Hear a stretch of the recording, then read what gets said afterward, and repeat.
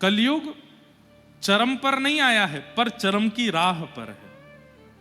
हर दिन कलयुग बढ़ रहा है, हर दिन कलयुग अपने माया के पैर पसार रहा है, लेकिन फिर भी इतनी भयावह स्थिति में भक्ति अभी घट नहीं रही, लोगों में बढ़ रही है। हमारे वृंदावन में भी आजकल बाढ़ आई हुई है, खूब पानी बढ़ गया है जमुना जी का। सब जगह ही ऐसा हो रहा है, नर्मदा जी का भी बड़ा है, गंगा जी का भी बड़ा है, यमुना जी का भी बड़ा है।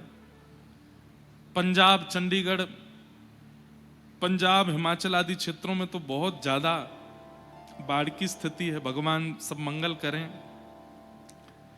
पर वृंदावन में इतनी बाढ़ आ गई, फिर भी लोग बाग उस बाढ़ का आनंद ही ले रहे हैं। जिन जिन लोगों के घर डूब गए हैं ना, वे सब लोग नाच रहे हैं। क्यों नाच रहे हैं? बोले कि यमुना जी हमारे घर पधारी है।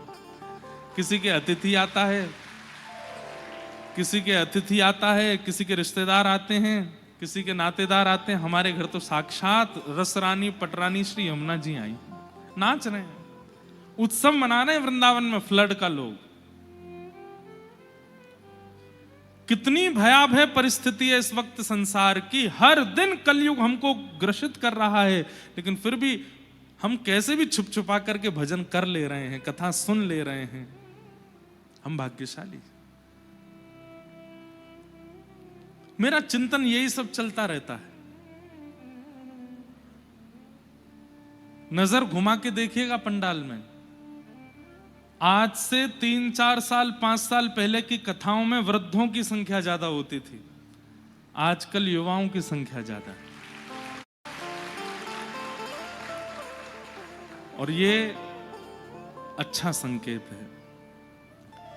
आगामी 50 साल तो सब ठीक ही रहने वाला है। मैं तो एक बात कह देता हूं कथा में कि हम लोग बहुत सही समय पर जन्म ले रहे हैं, हम बहुत सही समय पर निपट लेंगे संसार से।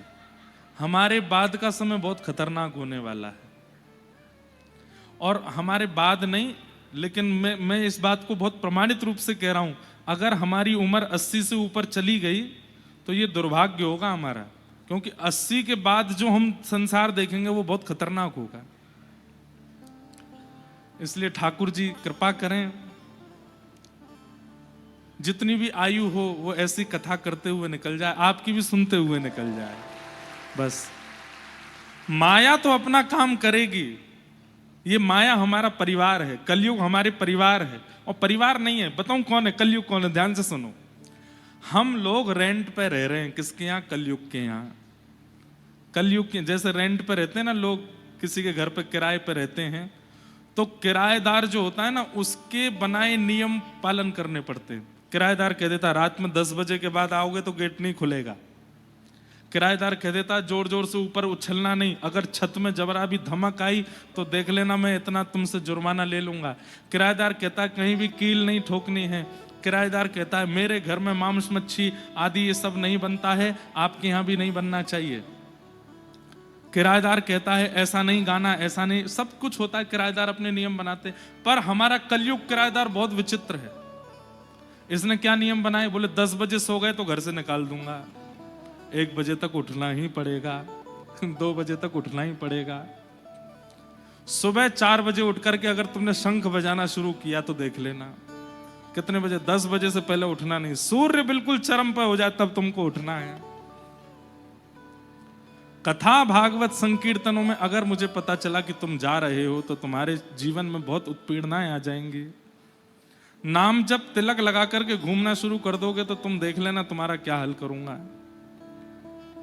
कलयुग ने ये उल्टे नियम बना रखे हैं, पर हम लोग कलयुग से छुप छुपा करके कथा भी सुन लेते हैं, तिलक भी लगा लेते हैं, मंगला में उठ भी जाते हैं, जल्दी शयन भी कर जाते हैं, नृत्य करते हैं, उत्सव करते हैं, आनंद करते हैं। इसीलिए भक्तों को पीड़ा भी थोड़ी सी होती है। कई लोग कहते हैं मुझसे महाराज जी व्यसनी लोग बहुत प्रसन्न रहते हैं अपने जीवन में, और हम भक्त लोगों को कहीं ना कहीं पीड़ा ज्यादा होती है। क्यों? क्योंकि व्यसनी व्यक्ति कौन है? बोले वो कलयुग के सारे नियम का पालन कर रहा है, इसलिए कलयुग किराएदार उससे बड़ा प्रसन्न है। और हम लोग कौन है?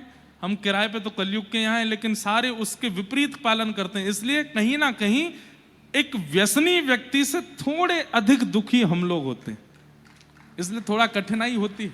लेकिन करते रहो।